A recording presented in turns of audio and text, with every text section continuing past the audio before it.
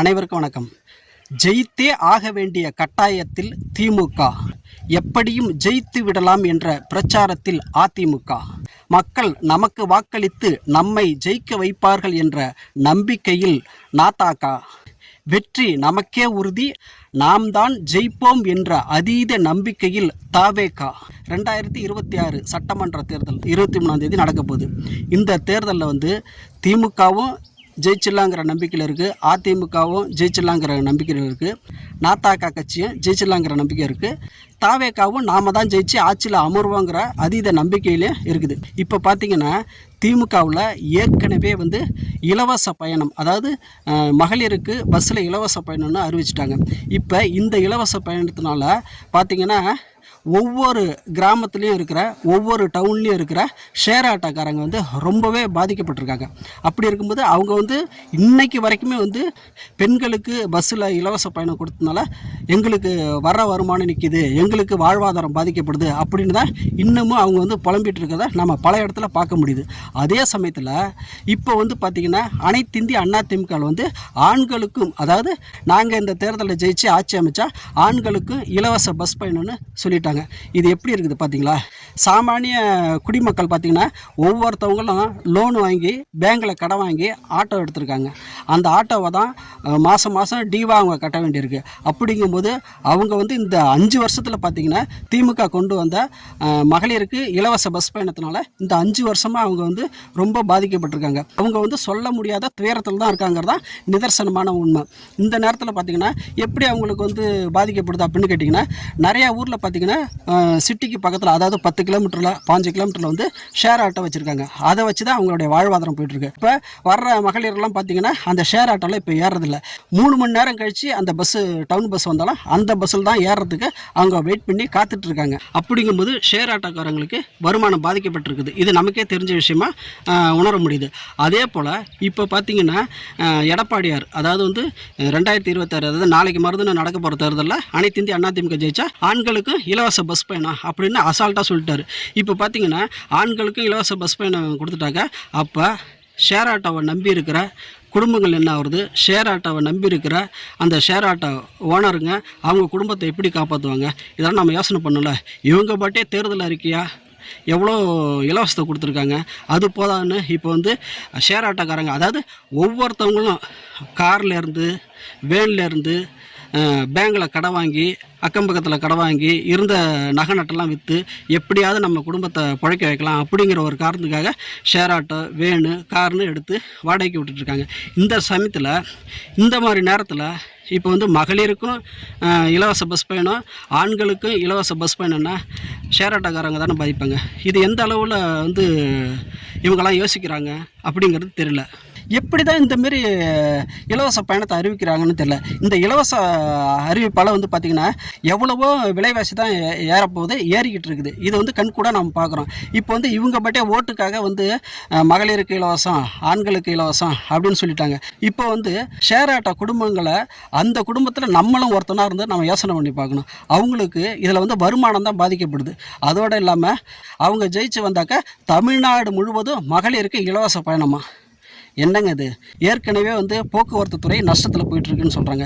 அவங்க பார்த்திங்கன்னா இல்லை, இது நடைமுறை சாத்தியம்தான், தமிழ்நாடு ஃபுல்லாக பெண்களுக்கு இலவச பயணம் கொடுக்குறதுல ஒன்றும் தப்பு இல்லை, அது நம்ம அந்த வருவாயில் ஈடு கட்டலாம் அப்படி இப்படின்னு சொல்கிறாங்க. இது எப்படி ஈடு கட்ட போகிறாங்கன்னு தெரியல.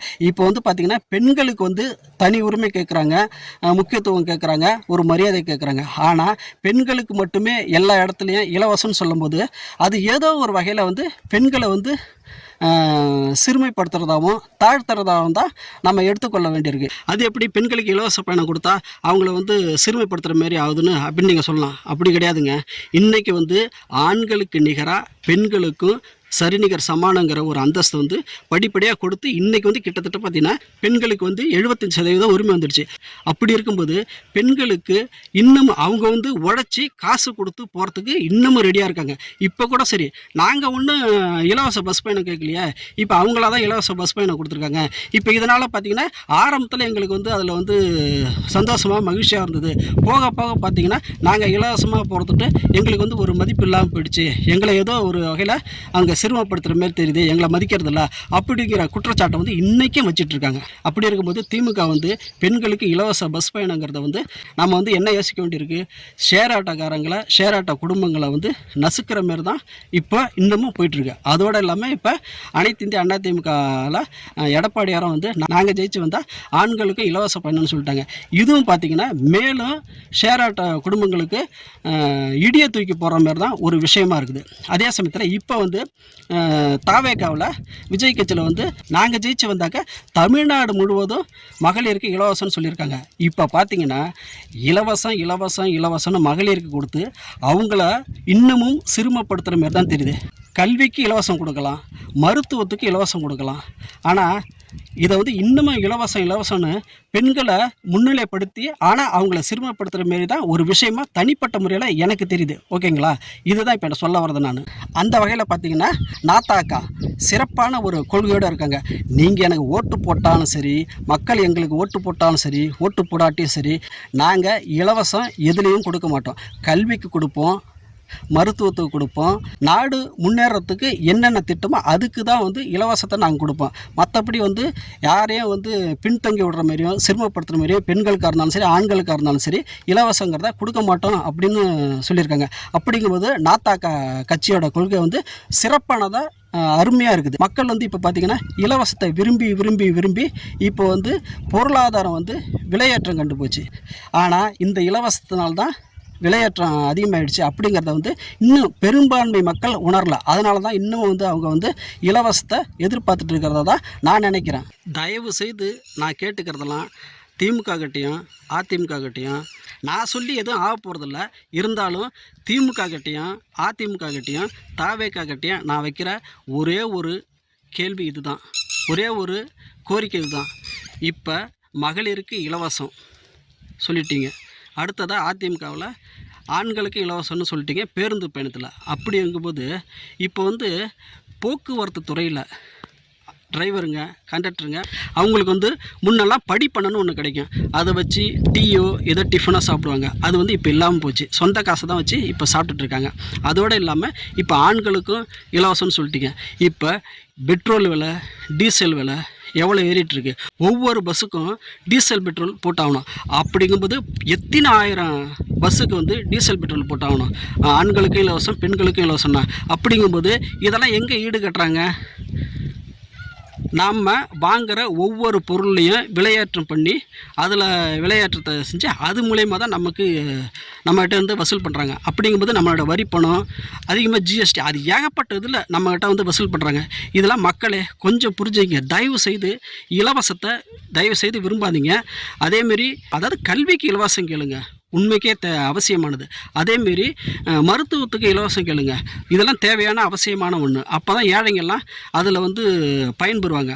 அதோடு இல்லாமல் பார்த்திங்கன்னா இப்போ பார்த்திங்கன்னா விவசாயத்தில் ஏகப்பட்ட பேர் பாதிச்சிருக்காங்க. ஆனால் விவசாயிகளுக்கு எந்த பயனும் பெருசாக இந்த தேர்தலில் வந்து எந்த ஒரு கட்சியும் சொன்னதாக தெரியல. என்ன ஒன்று பயிர்க்கடன் தள்ளுபடி அப்படிங்கிறத அறிவிச்சிருக்காங்க.